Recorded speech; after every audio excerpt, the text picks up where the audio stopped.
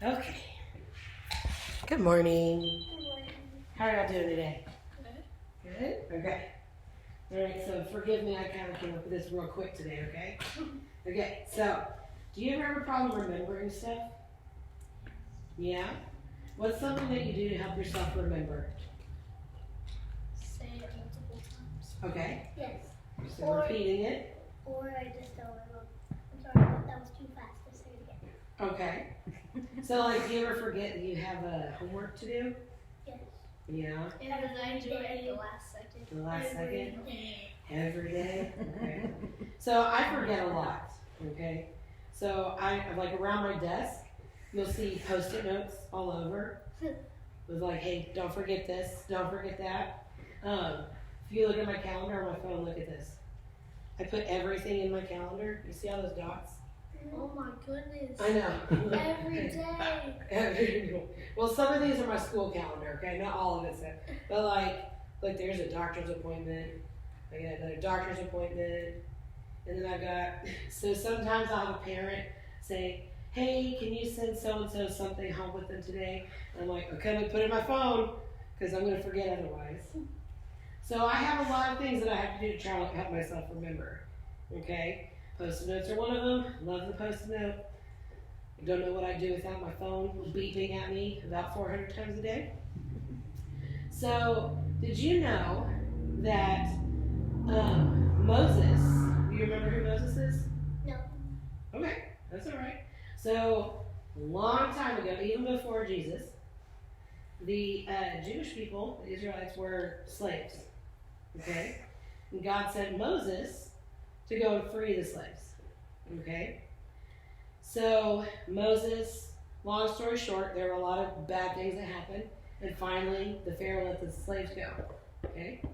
And they wandered in the wilderness for 40, what do you think?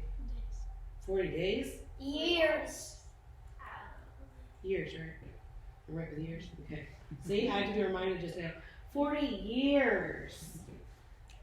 So, You are 48 or something. Good try, so Moses, during all of this time, the Israelites kept forgetting that God was providing for them.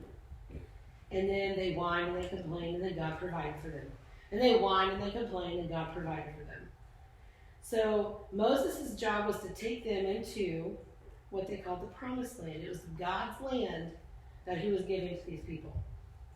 So right before going into the Promised Land, do you know what Moses did? He pulled all of those people together, and he reminded them of everything that God had done for them. So he had to remind them, hey, God parted the sea for us to walk through the water. God provided food from you that like rained down from the heaven.